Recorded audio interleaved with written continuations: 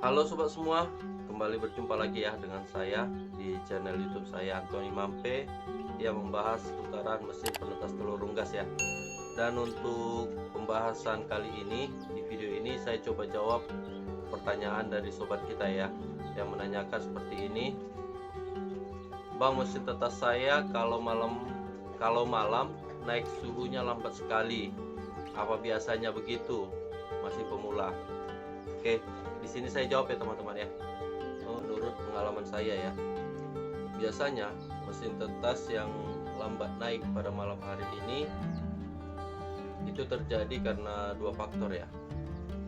Yang pertama itu mesin tetas itu diletakkan di luar ruangan, dan yang kedua penempatan ventilasi yang kurang tepat. Jadi kita bahas satu-satu ya. Jika mesin tetas diletakkan di luar ruangan, maka yang terjadi pada malam hari sama seperti kasus sobat kita tadi ya. Pada malam hari suhu akan lambat untuk naik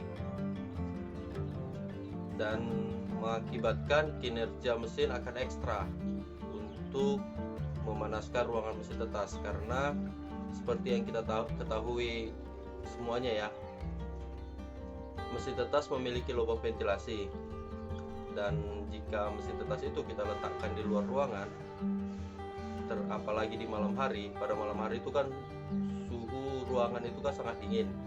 Jadi suhu yang ada di sekitar mesin tetas ini akan masuk melalui ventilasi dan mengurangi suhu panas yang ada di ruangan mesin tetas. Jadi suhu dingin ini bercampur dengan suhu panas yang akan menyebabkan suhu di dalam ruangan mesin tetas ini akan agak sedikit lambat untuk naik. Jadi itu penyebabnya ya, karena diletakkan di luar ruangan. Dan perlu kita wanti-wanti ya kalau yang seperti ini ya teman-teman ya. Jika kita meletakkan di luar ruangan, maka mesin tetas akan bekerja ekstra, dan otomatis mesin tetas ini akan terjadi pemborosan pada listriknya, karena akan lebih banyak memanaskan atau menghidupkan pemanasnya, dan itu secara tidak langsung mempengaruhi tagihan dari listrik kita ya, tagihan listrik kita di rumah. Jadi diusahakan mesin tetas dibuat di dalam ruangan. Dan untuk siang hari juga, mesin tetas yang diletakkan di luar ruangan itu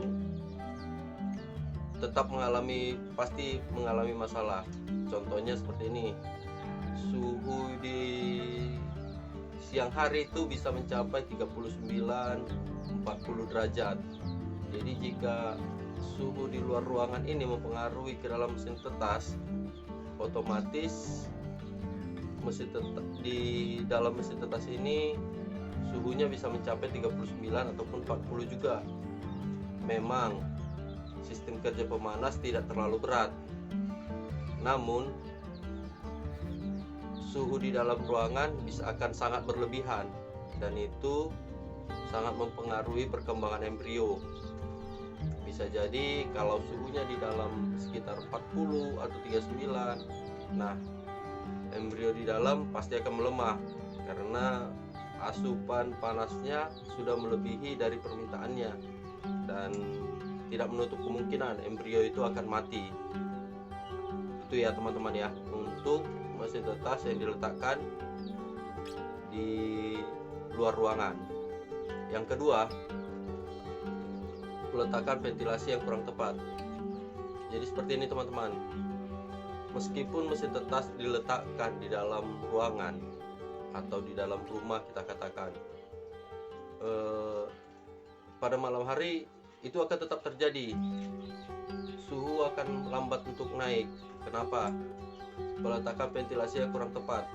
Peletakan ventilasi yang kita buat itu memotong sirkulasi air, ataupun itu memotong aliran panas dari pemanas menuju telur. Kita contohkan seperti ini ya teman-teman. pada sistem normalnya mesin tetas itu di atas pemanas, di tengah telur, lalu di paling bawah itu air untuk kelembapannya.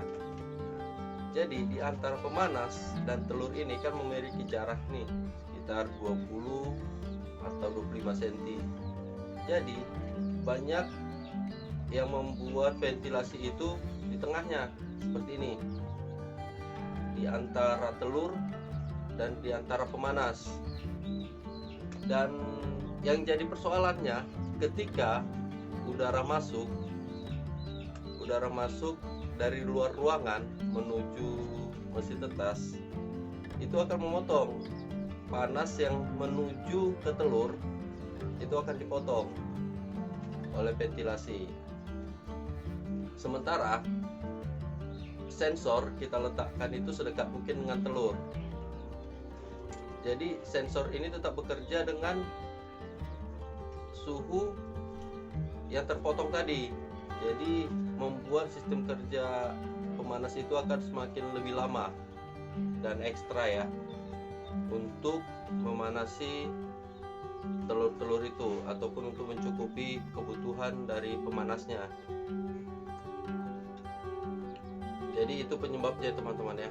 Jadi ventilasi pun sangat berpengaruh ya. Untuk ventilasi yang saya gunakan pada mesin tetas saya, kita bisa lihat ya pada mesin tetas saya ini. Kita ke mesin tetas saya ya. Ini mesin tetas saya kebetulan ada yang standby ya. Seperti ini ya teman-teman, untuk tampilannya.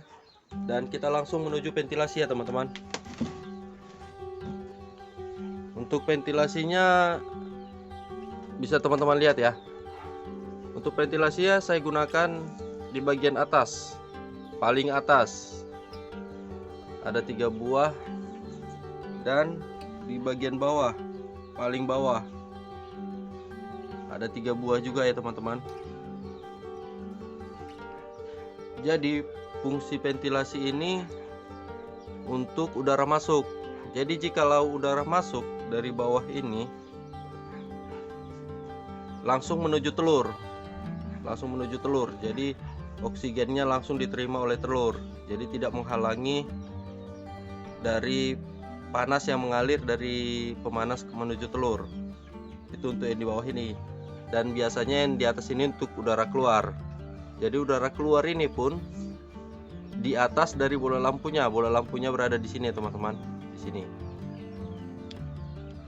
Jadi di sini betul-betul panas berlebih.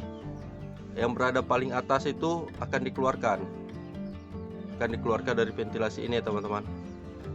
Seperti itu sistem kerja ventilasi yang sesuai, yang standarnya ya.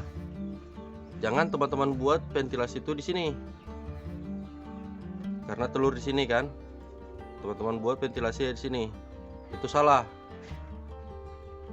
Menurut saya ya, itu salah ya teman-teman ya, karena dia akan memotong panas yang dari pemanas atau dari bola lampu pemanas menuju telur. Dia akan memotong itu.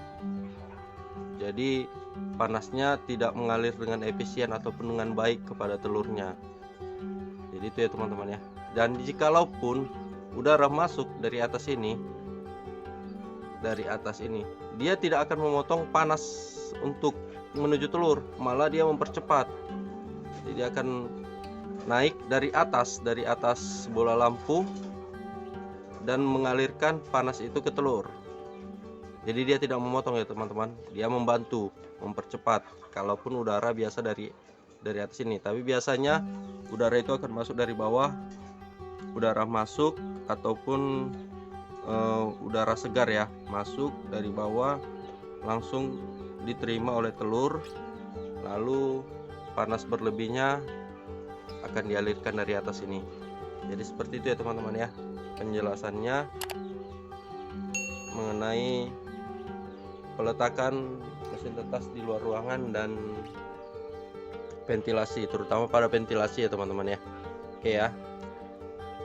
Nah itu tadi ya teman-teman ya, sedikit penjelasan singkat dari saya atas pertanyaan dari teman kita, dan siapa tahu teman-teman yang lain mengalami hal yang sama.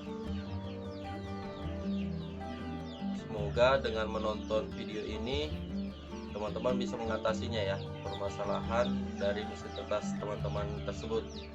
Dan semoga kiranya video ini bermanfaat ya untuk kita semua.